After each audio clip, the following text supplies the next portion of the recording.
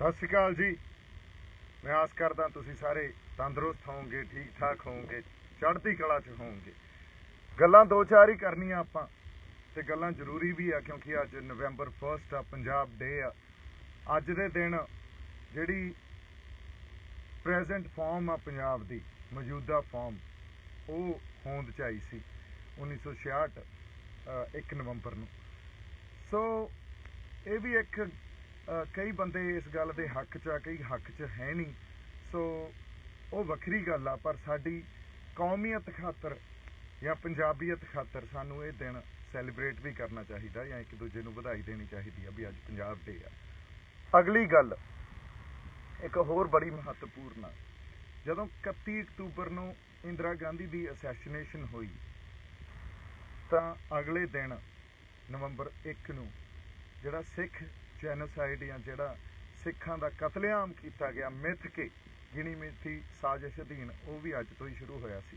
ਸੋ ਇਹ ਅੱਜ ਦੇ ਦਿਨ ਦੇ ਦੋ ਬੜੇ ਇੰਪੋਰਟੈਂਟ ਮਹੱਤਵਪੂਰਨ ਚਿੰਨ੍ਹ ਆ ਜਿਹੜੇ ਸਾਡੇ ਕੋਲੇ ਸਾਡੇ ਸਾਹਮਣੇ ਆ।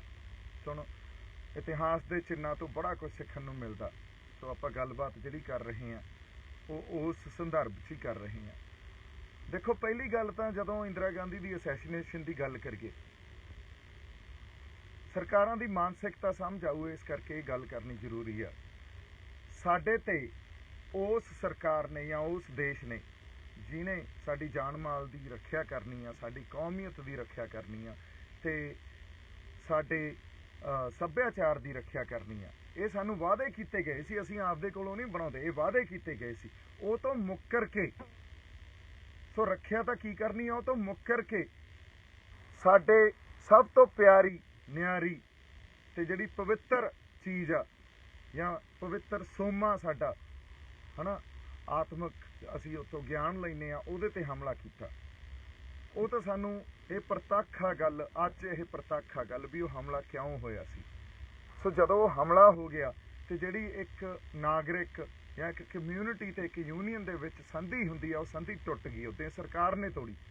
ਸਾਡੀ ਸੁਰੱਖਿਆ ਉਹਨਾਂ ਨੇ ਕਰਨੀ ਹੁੰਦੀ ਆ, ਸਾਡੇ ਸੱਭਿਆਚਾਰ ਦੀ ਸੁਰੱਖਿਆ ਉਹਨਾਂ ਨੇ ਕਰਨੀ ਹੁੰਦੀ ਆ, ਉਹ ਉਹਨਾਂ ਨੇ ਤੋੜ ਕੇ ਸਾਡੇ ਆਤਮਿਕ ਸੋਮੇ ਤੇ ਜਦੋਂ ਹਮਲਾ ਕੀਤਾ ਤਾਂ ਉਹ ਸੰਧੀ ਟੁੱਟ ਗਈ। ਕਿਉਂਕਿ ਅਸੀਂ ਵਫਾਦਾਰ ਹੋਣਾ ਹੁੰਦਾ ਦੇਸ਼ ਲਈ, ਤੇ ਉਹ ਵਫਾਦਾਰੀ ਉਸ ਤੋਂ ਬਾਅਦ ਕਿਹੜੀ ਵਫਾਦਾਰੀ, ਜਦੋਂ ਸਰਕਾਰ ਇਸ ਗੱਲ ਦੀ ਪਾਬੰਦ ਨਹੀਂ ਰਹੀ ਵੀ ਸਾਡੀ ਵਿਲੱਖਣਤਾ, ਸਾਡਾ ਸੱਭਿਆਚਾਰ, ਸਾਡੇ ਫਲਸਫੇ, ਸਾਡੇ ਆਤਮਿਕ ਸੋਮੇ ਤੇ ਤੁਸੀਂ ਆ ਕੇ ਹਮਲੇ ਕਰੋਗੇ, ਉਸ ਤੋਂ ਬਾਅਦ ਫਿਰ ਸਾਡੀ ਵਫਾਦਾਰੀ ਦਾ ਕੁਐਸਚਨ ਹੀ ਨਹੀਂ ਰਹਿ ਜਾਂਦਾ। ਇਹ ਤਾਂ ਤੁਸੀਂ ਆਪ ਸੰਧੀ ਤੋੜਤੀ। ਸੋ ਇਸ ਕਰਕੇ ਉਹ ਅਸੈਸੀਨੇਸ਼ਨ ਹੋਈ। ਇਸ ਕਰਕੇ ਸਾਡੇ ਯੋਧਿਆਂ ਨੇ ਜਿਹੜਾ ਜੂਨ 84 ਦਾ ਬਦਲਾ 31 ਅਕਤੂਬਰ ਨੂੰ ਲਿਆ ਜਾ ਕੇ। ਸੋ ਕਿਉਂਕਿ ਅਸੀਂ ਵਫਾਦਾਰ, ਉਸ ਤੋਂ ਬਾਅਦ ਵਫਾਦਾਰੀ ਦਿਖਾਉਂਦੇ ਰਹਿੰਦੇ, ਫਿਰ ਤਾਂ ਗੈਰਤਾਂ ਤੇ ਹੀ ਸਵਾਲ ਉੱਠਣੇ ਸੀ।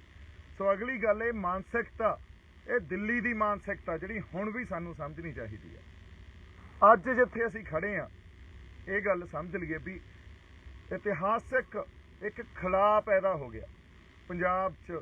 ਪੰਜਾਬ ਦੇ ਇਤਿਹਾਸ ਨੂੰ ਦੇਖ ਲਓ, ਪੰਜਾਬ ਦੇ ਵਰਤਮਾਨ ਨੂੰ ਦੇਖ ਲਓ, ਤੁਹਾਨੂੰ ਆਪੇ ਗੱਲ ਇਹ ਸਮਝ ਆ ਜਾਊਗੀ। ਇੱਕ ਬਹੁਤ ਵੱਡਾ ਖਲਾਅ ਪੈਦਾ ਹੋ ਗਿਆ ਜਿੱਥੇ ਸਾਰੀਆਂ ਧਿਰਾਂ, ਸਾਡੇ ਲੀਡਰ ਕੀ, ਸਾਡੇ ਪੋਲੀਟੀਕਲ ਲੀਡਰ ਤੋਂ ਸਾਡੇ ਜਿਹੜੇ ਰਿਲੀਜੀਅਸ ਜਾਂ ਪੰਥਕ ਲੀਡਰ ਜਿਹੜੇ ਆਪਦੇ ਆਪ ਨੂੰ ਕਹਿੰਦੇ ਆ, ਉਹ ਸਾਰੇ ਡਿਸਕ੍ਰੈਡਿਟ ਹੋ ਚੁੱਕੇ ਆ। ਅੱਜ ਦੀ ਡੇਟ 'ਚ ਕਿਸੇ ਲੀਡਰ ਦੀ ਕੋਈ ਕ੍ਰੈਡੀਬਿਲਿਟੀ ਨਹੀਂ ਰਹਿ ਗਈ। ਜਦੋਂ ਕਿਸੇ ਦੀ ਕੋਈ ਕ੍ਰੈਡੀਬਿਲਿਟੀ ਨਹੀਂ ਰਹਿ ਗਈ ਤਾਂ ਤੁਸੀਂ ਇਹ ਦੇਖੋ, ਅਕਾਲੀ ਦਲ ਹੋਵੇ, ਕਾਂਗਰਸ ਹੋਵੇ, ਆਪ ਹੋਵੇ ਜਾਂ ਪੰਥਕ ਲੀਡਰ ਹੋਣ, ਮੈਂ ਸਾਰਿਆਂ ਦੀ ਗੱਲ ਨਹੀਂ ਕਰਦਾ, ਪਰ ਜਿਹੜੇ ਅਹੁਦਿਆਂ ਤੇ ਬੈਠੇ ਆ ਕਾਫੀ, ਉਹਨਾਂ ਦੀ ਕ੍ਰੈਡੀਬਿਲਿਟੀ ਨਹੀਂ ਰਹੇਗੀ। ਕਿਸੇ ਨਾ ਕਿਸੇ ਕਾਰਨ ਵਾਸੋਂ ਕ੍ਰੈਡੀਬਿਲਿਟੀ ਸੰਗਤ 'ਚ, ਲੋਕਾਂ 'ਚ ਲੂਜ਼ ਹੋਈ ਪਈ ਹੈ। ਜੇ ਉਹ ਲੂਜ਼ ਹੋ ਗਈ, ਹੁਣ ਜਿਹੜੇ ਜਿਹੜੇ ਬੰਦੇ ਅੱਜ ਪੰਜਾਬ ਦੇ ਹੱਕਾਂ ਦੀ ਗੱਲ ਕਰਨਗੇ, ਪੰਜਾਬ ਦੇ ਲਈ ਲੜ ਮਰਨ ਦੀ ਗੱਲ ਕਰਨਗੇ, ਸੈਂਟਰ ਨਾਲ, ਦਿੱਲੀ ਨਾਲ ਮੱਥਾ ਲਾਉਣ ਦੀ ਗੱਲ ਕਰਨਗੇ, ਇਹਨਾਂ ਦੀ ਨੀਤੀ ਦੇਖੋ। ਇਹਨਾਂ ਨੇ ਇਹ ਗੱਲ ਮਿਥ ਲਈ ਆ ਵੀ ਜਿਨ੍ਹਾਂ ਨੂੰ ਅਸੀਂ ਖਰੀਦ ਨਹੀਂ ਸਕਦੇ ਉਹਨਾਂ ਨੂੰ ਬਦਨਾਮ ਕਰ ਦਿਓ, ਉਹਨਾਂ ਨੂੰ ਵੀ ਡਿਸਕ੍ਰੈਡਿਟ ਕਰ ਦਿਓ ਵੀ ਅਸੀਂ ਤਾਂ ਡਿਸਕ੍ਰੈਡਿਟ ਹੋਏ ਬੈਠੇ ਹਾਂ, ਇਹਨਾਂ ਨੂੰ ਵੀ ਨਾਲ ਡਿਸਕ੍ਰੈਡਿਟ, ਇਹਨਾਂ ਨੂੰ ਬਦਨਾਮ ਕਰੋ। ਤੁਸੀਂ ਇਹ ਦੇਖੋ, ਇਹਦੀ ਇੱਕ ਪ੍ਰਤੱਖ ਉਦਾਹਰਨ ਮੇਰੇ ਸਾਹਮਣੇ ਆਈ ਵੀ ਖਾਲਿਸਤਾਨ ਦਾ ਨਾਅਰਾ ਕਿਸੇ ਹੋਰ ਨੇ ਲਾਇਆ, ਉਹਨੂੰ ਫੜਿਆ ਕਿਸੇ ਹੋਰ ਨੇ ਅੱਛਾ ਉਹਦੇ ਤੇ ਆਪਾਂ ਐਕਸ਼ਨ ਵੀ ਲੈ ਲਿਆ, ਪਰ ਬਦਨਾਮੀ ਕਿੱਡੀ ਵੱਡੀ ਮੇਰੇ ਨਾਲ ਜੋੜੀ ਜਾਂਦੇ ਆ। ਮਤਲਬ ਇਹ ਆਪਦੇ ਡਰ ਚੋਂ ਹੀ ਬਦਨਾਮੀ ਜੋੜੀ ਜਾਂਦੇ ਆ ਵੀ ਅਸੀਂ ਤਾਂ ਹੋਏ ਬੈਠੇ ਆ, ਦੂਜਾ ਕੋਈ ਗੱਲ ਨਾ ਕਰ ਸਕੇ, ਉਹ ਗੱਲ ਨਾ ਕਰ ਸਕੇ ਜਿਹੜੀ ਗੱਲ ਅਸੀਂ ਨਹੀਂ ਕਦੇ ਕਰ ਸਕੇ। ਕਿਉਂ? ਇਹਨਾਂ ਨੇ ਕਦੇ ਪੰਜਾਬ ਦੀ ਸਿਆਸਤ ਨਹੀਂ ਕੀਤੀ, ਕਦੇ ਪੰਜਾਬ ਦੇ ਹੱਕਾਂ ਖਾਤਰ ਨਹੀਂ ਇਹ ਖੜੇ ਹੋਏ, ਕਦੇ ਆਵਾਜ਼ ਨਹੀਂ ਬੁਲੰਦ ਕੀਤੀ ਦਿੱਲੀ ਦੇ ਤਖਤ ਦੇ ਅਗੇਂਸਟ। ਹਾਲਾਂਕਿ ਉਹਨਾਂ ਨਾਲ ਬੈਠ ਕੇ ਉੱਥੇ ਕੌਮ ਨੂੰ ਵੇਚਦੇ ਰਹੇ ਤੇ ਉੱਥੋਂ ਕੁਰਸੀਆਂ ਚੱਕ ਚੱਕ ਲਿਆਉਂਦੇ ਰਹੇ, ਅਹੁਦੇ ਲਿਆਉਂਦੇ ਰਹੇ। ਸੋ ਇਹ ਤਾਂ ਇਹਨਾਂ ਦੀ ਸਿਆਸਤ ਆ। ਤੇ ਇਹਨਾਂ ਨੇ ਸਾਡੀ ਜਿਹੜੀਆਂ ਸੰਸਥਾਵਾਂ ਦਾ ਵੀ ਘਾਣ ਕਰਤਾ, ਸਾਡੀ ਧਾਰਮਿਕ ਜਥੇਬੰਦੀਆਂ ਦਾ ਵੀ ਘਾਣ ਕਰਤਾ। ਅੱਜ ਤੁਸੀਂ ਇਹ ਦੇਖ ਲਓ ਵੀ ਸਾਡੇ ਕੋਲੇ ਕੋਈ ਸਮਾਜਿਕ ਜਥੇਬੰਦੀ, ਕੋਈ ਰਾਜਨੀਤਿਕ ਜਥੇਬੰਦੀ, ਕੋਈ ਧਾਰਮਿਕ ਜਥੇਬੰਦੀ ਇਹੋ ਜਿਹੀ ਜਿਹਦੇ ਤੇ ਅਸੀਂ ਰਿਲਾਏ ਕਰ ਸਕੀਏ, ਉਹਦੀ ਲੀਡਰਸ਼ਿਪ ਤੇ ਰਿਲਾਏ ਕਰ ਸਕੀਏ, ਹੈ ਹੀ ਨਹੀਂ। ਅਸੀਂ ਇੱਥੇ ਆ ਕੇ ਖੜੇ ਹੋ ਗਏ। ਪਰ ਫਿਰ ਵੀ ਅਸੀਂ ਅੱਜ ਦੇ ਦਿਨ ਜਦੋਂ ਆਪਾਂ ਇਤਿਹਾਸਕ ਚਿੰਨ੍ਹਾਂ ਦੀ ਗੱਲ ਕਰਦੇ ਹਾਂ, ਚਾਹੇ ਉਹ ਦਰਬਾਰ ਸਾਹਿਬ ਤੇ ਹੋਇਆ ਅਟੈਕ ਹੋਵੇ, ਚਾਹੇ ਨਵੰਬਰ 84 ਦੇ ਸਿੱਖ ਜੈਨੋਸਾਈਡ ਦੇ ਜਿਹੜੇ ਇਹਨਾਂ ਨੇ ਕਤਲੇਆਮ ਕੀਤਾ ਸੀ ਉਹ ਹੋਵੇ, ਜਾਂ ਅਸੀਂ ਸੰਘਰਸ਼ ਲੜ ਰਹੇ ਹੋਈਏ, ਜਦੋਂ ਇਤਿਹਾਸਕ ਚਿੰਨ੍ਹਾਂ ਦੀ ਗੱਲ ਕਰਦੇ ਹਾਂ, ਉਹਨਾਂ ਚਿੰਨ੍ਹਾਂ ਤੋਂ ਸਾਨੂੰ ਪ੍ਰੇਰਨਾ ਤੇ ਸੇਧ ਮਿਲਦੀ ਆ ਵੀ ਅਗਲਾ ਆਉਣ ਵਾਲਾ ਸੰਘਰਸ਼, ਅਗਲੀਆਂ ਆਉਣ ਵਾਲੀਆਂ ਲੜਾਈਆਂ ਲੜਨੀਆਂ ਕਿਵੇਂ ਆ। ਹੁਣ ਖਾਲਿਸਤਾਨ ਦਾ ਨਾਅਰਾ ਲੱਗਿਆ, ਮੈਂ ਤਾਂ ਉਹਦੇ ਅਗੇਂਸਟ ਨਹੀਂ ਆ, ਮੈਂ ਤਾਂ ਕਹਿੰਦਾ ਖਾਲਿਸਤਾਨ ਨਹੀਂ, ਮੈਂ ਤਾਂ ਇੱਕ ਸਟੈਪ ਉੱਤੇ ਜਾਣਾ, ਪਾਤਸ਼ਾਹੀ ਦਾਵਾ ਦੀ ਗੱਲ ਕਰੋ। ਜਿਹੜਾ ਸਾਨੂੰ 10ਵੇਂ ਪਾਤਸ਼ਾਹ ਨੇ ਪਾਤਸ਼ਾਹੀ ਦਾਅਵੇ ਦੀ ਗੱਲ ਕੀਤੀ ਸੀ ਉਹਦੀ ਗੱਲ ਕਰੋ। ਆਪਾਂ ਉਹ ਤੋਂ ਬਿਨਾਂ ਮਸਲੇ ਨਹੀਂ ਹੱਲ ਹੋਣੇ। ਪਰ ਇੱਕ ਗੱਲ ਦੇਖਣੀ ਪਊਗੀ, ਅੱਜ ਖੜੇ ਕਿੱਥੇ ਆ, ਅੱਜ ਸੰਘਰਸ਼ ਕਿਹੜੀ ਥਾਂ ਤੇ ਆ ਕੇ ਖੜਾ ਤੇ ਲੜਾਈ ਕਿਹੜੀ ਲੜ ਰਹੇ ਆ। ਜਦੋਂ ਤੱਕ ਸਾਨੂੰ ਇਹ ਲੜਾਈ ਕਿਹੜੀ ਲੜ ਰਹੇ ਆ ਇਹਦੀ ਸਮਝ ਨਹੀਂ ਆ, ਉਦੋਂ ਤੱਕ ਫਿਰ ਨਾਅਰੇ ਲਾ ਕੇ ਤਾਂ ਕੋਈ ਹੱਲ ਨਹੀਂ ਨਿਕਲਣਾ। ਉਦੋਂ ਤੱਕ ਜੇ ਤੁਸੀਂ ਇਹ ਕਹੋ ਵੀ ਉੱਥੇ ਤਾਂ ਬਣ ਹੀ ਚੱਲਿਆ ਸੀ ਜੀ, ਆਜ਼ਾਦੀ ਮਿਲ ਚੱਲੀ ਸੀ, ਸਾਨੂੰ ਖਾਲਿਸਤਾਨ ਬਣ ਚੱਲਿਆ ਸੀ, ਤਾਂ ਤੁਸੀਂ ਰੋਕਤਾ। ਤੁਸੀਂ ਸੋਚੋ ਕਿਵੇਂ ਬਦਨਾਮੀ ਸਾਡੇ ਗਲਾਂ 'ਚ ਪਾਉਂਦੇ ਆ ਵੀ ਇਹਨਾਂ ਨੂੰ ਫੜੋ ਸਹੀ, ਇਹਨਾਂ ਨੂੰ ਕਿਹੜੇ ਪਾਸੋਂ ਅਸੀਂ ਫੜੀਏ ਤੇ ਇਹਨਾਂ ਨੂੰ ਬਦਨਾਮ ਕਰੀਏ। ਪਰ ਇੱਕ ਗੱਲ ਖਾਤਰ ਮੈਂ ਤੁਹਾਡੇ ਨਾਲ ਅੱਜ ਵੀ ਵਾਅਦਾ ਕਰਦਾ, ਪੰਜਾਬ ਖਾਤਰ, ਪੰਜਾਬ ਦੀ ਲੋਕਾਂ ਖਾਤਰ, ਸਾਡੀ ਧਰਤੀ ਖਾਤਰ ਮੈਂ ਵਫਾਦਾਰੀ ਨਿਭਾਊਂਗਾ ਤੇ ਮੈਂ ਖੜਾ।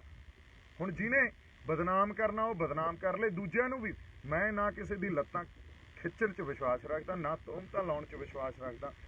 ਸਾਡੀ ਲੜਾਈ ਦਿੱਲੀ ਨਾਲ ਆ, ਸਾਡੀ ਲੜਾਈ ਦਿੱਲੀ ਦੇ ਤਖਤ ਨਾਲ ਆ, ਕਿਉਂਕਿ ਅਸੀਂ ਉਸੇ ਪਾਵਰ ਨੂੰ ਜਿਹੜੀ ਸੈਂਟਰਲਾਈਜ਼ ਕਰੀ ਬੈਠੇ ਆ ਤੇ ਪਰਸਨਲਾਈਜ਼ ਕਰੀ ਬੈਠੇ ਆ, ਉਹਨੂੰ ਡੀਸੈਂਟਰਲਾਈਜ਼ ਕਰਨ ਦੀ ਲੜਾਈ ਲੜ ਰਹੇ ਆ। ਉਹਨੂੰ ਚਾਹੇ ਤੁਸੀਂ ਖੁਦ ਮੁਖਤਿਆਰੀ ਕਹਿ ਲਓ ਜਾਂ ਕੋਈ ਹੋਰ ਨਾਂ ਦੇ ਦਿਓ। ਉਹ ਪਾਵਰ ਜਿਹੜੇ ਪੰਜਾਬ ਦੇ ਹੱਕ ਜਾਂ ਸਾਡੇ ਫੈਸਲੇ ਲੈਣ ਦੇ ਜਿਹੜੇ ਹੱਕ ਉਹ ਲਈ ਬੈਠੇ ਆ ਨਾ, ਉਹਨੂੰ ਅਸੀਂ ਉੱਥੋਂ ਲੈ ਕੇ ਆਉਣਾ। ਹੁਣ ਇਹ ਲੜਾਈ ਲੜ ਰਹੇ ਆ, ਇਹਦੇ 'ਚ ਜਿਹੜਾ ਮਰਜ਼ੀ ਨੈਰੇਟਿਵ ਸਿਰਜਿਆ ਜਾਵੇ, ਉਹ ਨੈਰੇਟਿਵ ਦੀ ਸਾਡੀ ਲੜਾਈ ਆ। ਸੋ ਸਾਡੀ, ਜਦੋਂ ਮੈਂ ਕਹਿੰਦਾ ਇਹਦੇ 'ਚ ਤੁਸੀਂ ਤੇ ਮੈਂ, ਇਹ ਮਿਲ ਕੇ ਸਾਡੀ ਲੜਾਈ ਬਣਦੀ ਆ। ਜਿਹੜੇ ਜਾਗਦੀ ਜ਼ਮੀਰ ਵਾਲੇ ਆ ਬੈਠੇ ਆ ਬਾਈ ਸ਼ੰਭੂ ਮੋਰਚੇ ਤੇ, ਜਿਹੜੇ ਜਾਗਦੀ ਜ਼ਮੀਰ ਵਾਲੇ ਬੰਦੇ ਆ, ਜਿਹੜੇ ਜਾਗਦੀਆਂ ਜ਼ਮੀਰਾਂ ਵਾਲੀਆਂ ਰੂਹਾਂ, ਉਹਨਾਂ ਨੂੰ ਬੇਨਤੀ ਆ ਵੀ ਆਪਾਂ ਇਸ ਸੰਘਰਸ਼ ਨੂੰ ਅੱਗੇ ਵਧਾਉਣਾ। ਇਹਨਾਂ ਨੂੰ ਕਰ ਦੇਣ ਤੋਂ ਬਦਨਾਮ, ਇਹ ਤਾਂ ਆਪ ਡਿਸਕ੍ਰੈਡਿਟ ਹੋਏ ਬੈਠੇ ਆ। ਇਹਨਾਂ ਨੇ ਤਾਂ ਦੂਜਿਆਂ ਤੇ ਹਮਲੇ ਕਰਨੇ ਆ। ਔਰ ਗੱਲ ਕੀ, ਕੋਈ ਗੱਲ ਵੀ ਨਹੀਂ, ਗੱਲ ਹੈ ਹੀ ਕੁਛ ਨਹੀਂ ਹੁੰਦੀ, ਪਰ ਬਸ ਐਵੇਂ ਤੋਹਮਤ ਲਾ ਦੇਣੀ ਆ। ਪਰ ਇਹਨਾਂ ਗੱਲਾਂ 'ਚ ਆਪਾਂ ਨਹੀਂ ਪੈਣਾ। ਕਿਉਂ ਨਹੀਂ ਪੈਣਾ? ਕਿਉਂਕਿ ਆਪਾਂ ਆਪਦਾ ਨੁਕਸਾਨ ਨਹੀਂ ਕਰ ਰਹੇ। ਮੈਂ ਕੌਣ ਆ ਇਹਦਾ ਵੀ ਪਤਾ ਲੱਗ ਜੂ ਆਉਣ ਵਾਲੇ ਟਾਈਮ 'ਚ, ਹੋਰ ਕੋਈ ਕੌਣ ਆ ਉਹਦਾ ਵੀ ਪਤਾ ਲੱਗ ਜੂ ਆਉਣ ਵਾਲੇ ਟਾਈਮ 'ਚ। ਅਸੀਂ ਆਪਸ 'ਚ ਨਹੀਂ ਲੜਨਾ। ਆਪਦੇ ਅਸੀਂ ਜਿਹੜੀਆਂ ਮੰਨ ਲਓ ਸਾਡੇ ਲਈ ਕੀ ਧਾਰਨਾਵਾਂ ਬਣਦੀਆਂ, ਉਹ ਸਾਡੇ ਆਉਣ ਵਾਲੇ ਐਕਸ਼ਨਸ ਤੋਂ ਕਲੀਅਰ ਹੋ ਜਾਊਗਾ। ਅੱਜ ਤੱਕ ਤਾਂ ਆਪਾਂ ਪੰਜਾਬ ਦੀ ਗੱਲ ਕਰਦੇ ਹਾਂ ਨਾ, ਅੱਜ ਤੱਕ ਤਾਂ ਆਪਾਂ ਸਿਰਫ ਆਪਦੀ ਖੁਦ ਮੁਖਤਿਆਰੀ ਦੀ ਗੱਲ ਕਰਦੇ ਹਾਂ। ਅੱਜ ਤੱਕ ਪਾਤਸ਼ਾਹੀ ਦਾਅਵੇ ਦੀ ਗੱਲ ਕਰਦੇ ਹਾਂ, ਆਪਾਂ ਗੁਰੂਆਂ ਦੇ ਸਿਧਾਂਤਾਂ ਦੀ ਗੱਲ ਕਰਦੇ ਹਾਂ, ਸਾਡੀ ਮਿੱਟੀ ਦੀ ਗੱਲ ਕਰਦੇ ਹਾਂ, ਕਿਸਾਨੀ ਦਾ ਘੋਲ ਲੜ ਰਹੇ ਹਾਂ। ਕਿਸਾਨੀ ਦੇ ਘੋਲ 'ਚ ਆਪਾਂ ਉਹਨਾਂ ਤੋਂ ਖੁਦ ਮੁਖਤਿਆਰੀ ਮੰਗ ਰਹੇ ਹਾਂ ਵੀ ਸਾਡੀਆਂ ਫਸਲਾਂ ਦੇ ਮੁੱਲ, ਸਾਡੇ ਇਨਵਾਇਰਮੈਂਟਲ ਵਾਤਾਵਰਨ ਦੇ ਨਾਲ ਜਿਹੜੇ ਡਿਸੀਜਨ ਹੋਣ, ਜਿਹੜੇ ਸਾਡੀ ਫਸਲ ਕੀ ਬੀਜੀਏ, ਮੰਡੀਕਰਨ ਕਿਵੇਂ ਹੋਵੇ, ਜਾਂ ਹੋਰ ਬਹੁਤ ਪਹਿਲੂ ਆ ਜਿਹੜੇ ਕਿਸਾਨੀ ਦੇ ਨਾਲ, ਮਜ਼ਦੂਰੀ ਦੇ ਨਾਲ ਜੁੜੇ ਹੋਏ, ਉਹ ਫੈਸਲੇ ਲੈਣ ਦਾ ਹੱਕ ਪੰਜਾਬ ਕੋਲ ਆਵੇ। ਤੇ ਇਹਦੇ ਵਿੱਚ ਕੋਈ ਹੋਰ ਪਾਸੇ ਕੋਈ ਗੱਲ ਜਾਂਦੀ ਆ ਤਾਂ ਜਿਹੜੇ ਕਿਸਾਨ ਪਹਿਲਾਂ ਹੀ ਆਪਣੇ ਤੇ ਉਂਗਲਾਂ ਤਾਣੀ ਬੈਠੇ ਆ ਵੀ ਵੇਖੋ ਤਾਰਪੀਡੋ ਕਰ ਰਹੇ ਹੋ, ਤਾਰਪੀਡੋ ਕਰ ਰਹੇ ਹੋ। ਹਾਲਾਂਕਿ ਤਾਰਪੀਡੋ ਨਹੀਂ ਕਰ ਰਹੇ। ਜਿਹੜਾ ਸੱਚ ਤੇ ਖੜਾ ਉਹਨੂੰ ਬਦਨਾਮ ਕਰਨਾ ਇਹਨਾਂ ਨੇ ਕਿਸੇ ਪਾਸਿਓਂ ਚੱਕ ਕੇ ਕਰ ਦੇਣ। ਸੋ ਮੇਰੀ ਤਾਂ ਤੁਹਾਨੂੰ ਅਰਜ਼ ਇਹੀ ਆ ਵੀ ਰੂਹਾਂ ਜਿਹੜੀਆਂ ਜਾਗਦੀਆਂ ਜ਼ਮੀਰਾਂ ਵਾਲੀਆਂ ਰੂਹਾਂ, ਉਹ ਬੰਦੇ ਇਕੱਠੇ ਹੋ ਕੇ ਸੰਘਰਸ਼ ਲੜੀਏ, ਪੰਜਾਬ ਦੀ ਹੋਂਦ ਦਾ ਸੰਘਰਸ਼ ਲੜੀਏ, ਸਾਡੇ ਹੱਕਾਂ ਨੂੰ ਉਹਨਾਂ ਤੋਂ ਲੈਣ ਵਾਸਤੇ ਸੰਘਰਸ਼ ਲੜੀਏ। ਲੜਾਈ ਇਹ ਰਾਜਸੀ ਇੱਕ ਪੋਲੀਟੀਕਲ ਸਟਰਗਲ ਆ, ਇਸ ਗੱਲ ਨੂੰ ਸਮਝੀਏ। ਔਰ ਪੋਲੀਟੀਕਲ ਸਟਰਗਲ ਕਰਨ ਵਾਸਤੇ ਸਾਡੇ ਕੋਲੇ ਆਪਦੀ ਕੋਈ ਸਿਆਸਤ ਵੀ ਨਹੀਂ ਆ, ਪੰਜਾਬ ਦੀ ਨਿਰੋਲ ਸਿਆਸਤ ਨਹੀਂ ਆ। ਇਹ ਸਾਡੀ ਬਹੁਤ ਵੱਡੀ ਤਰਾਸਦੀ ਆ। ਨਹੀਂ ਤਾਂ ਉਹ ਸਿਆਸਤਦਾਨ ਸਾਡੇ ਨਾਲ ਖੜੇ ਹੋਣੇ ਚਾਹੀਦੇ ਸੀ, ਸਾਡੇ ਮੋਰਚਿਆਂ ਤੇ ਧਰਨਿਆਂ ਤੇ ਨਾਲ ਬੈਠੇ ਹੋਣੇ ਚਾਹੀਦੇ ਸੀ। ਦਿੱਲੀ ਨੂੰ ਵੰਗਾਰਦੇ ਵੀ ਦਿੱਲੀ ਵਾਲੇ ਬੰਦੇ ਇੱਥੇ ਵੜ ਕੇ ਦਿਖਾਉਣ ਸਾਡੀ ਸਟੇਟ 'ਚ, ਪਰ ਇੰਨਾ ਕਿਸੇ ਕੋਲੇ ਦਾਮ ਹੀ ਹੈ ਨਹੀਂ। ਤੇ ਜੇ ਅਸੀਂ ਇਹ ਗੱਲਾਂ ਕਰਦੇ ਹਾਂ, ਹੋਰ ਹੀ ਪਾਸੇ ਧੱਕ ਦਿੰਦੇ ਆ। ਤੁਸੀਂ ਆਪ ਦੇਖ ਲਓ ਕਿੱਧਰ ਨੂੰ ਧੱਕੀ ਜਾਂਦੇ ਆ ਵੀ ਖਾਲਿਸਤਾਨ ਦਾ ਨਾਰਾ। ਅੱਛਾ, ਲਾਇਆ ਕਿਸੇ ਹੋਰ ਨੇ, ਮੈਂ ਫੇਰ ਕਹਿਣਾ ਅੱਜ ਇੱਕ ਗੱਲ ਆਪਾਂ ਸਮਝੀਏ, ਖਾਲਿਸਤਾਨ ਦੇ ਨਾਅਰੇ ਲਾਉਣ ਦੇ ਮੈਂ ਖਿਲਾਫ ਨਹੀਂ ਆ, ਜਾਂ ਉਸ ਸੰਘਰਸ਼ ਦੇ ਵਹਿਣ ਦੇ ਮੈਂ ਕਦੇ ਵੀ ਖਿਲਾਫ ਨਹੀਂ ਆ। ਮੈਂ ਤਾਂ ਸਮਾਂ ਕੇ ਹੱਕ 'ਚ ਆ। ਪਰ ਗੱਲ ਅਸੀਂ ਇਹ ਮਿਥ ਲਈਏ ਵੀ ਲੜਾਈ ਲੜ ਕਿਹੜੀ ਰਹੇ ਆ। ਲੜ ਤਾਂ ਹਜੇ ਕਿਸਾਨੀ ਦੇ ਘੋਲ 'ਚ ਅਸੀਂ ਕਿਸਾਨੀ ਦੇ ਨਾਲ ਰਿਲੇਟਡ, ਮਜ਼ਦੂਰਾਂ ਦੇ ਨਾਲ ਰਿਲੇਟਡ, ਪੰਜਾਬ ਦੀ ਹੋਂਦ ਦੇ ਨਾਲ ਰਿਲੇਟਡ ਸਾਡੇ ਫੈਸਲੇ ਅਸੀਂ ਆਪ ਕਰ ਸਕੀਏ, ਹੱਕ ਲੈਣ ਦੀ ਲੜਾਈ ਲੜ ਰਹੇ ਹਾਂ। ਸੋ ਇਹਨੂੰ ਹੋਰ ਪਾਸੇ ਨਾ ਲੈ ਕੇ ਜਾਈਏ ਗੱਲ ਨੂੰ।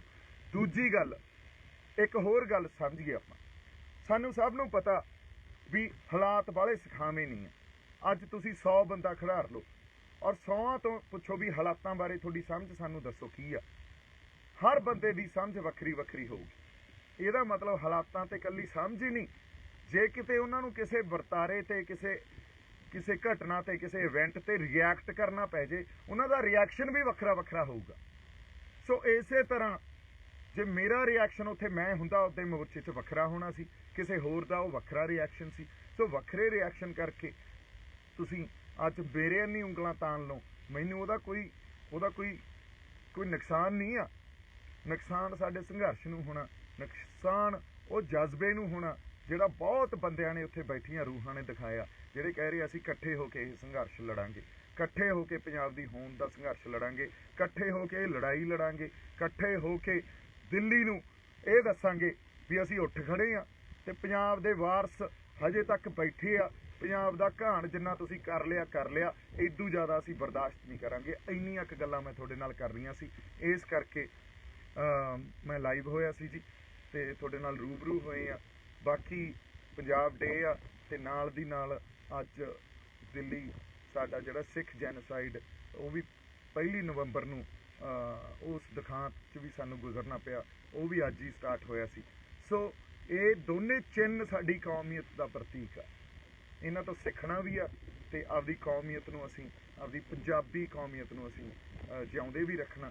ਸੋ ਮੇਰੇ ਵੱਲੋਂ ਬਹੁਤ ਸਾਰਾ ਪਿਆਰ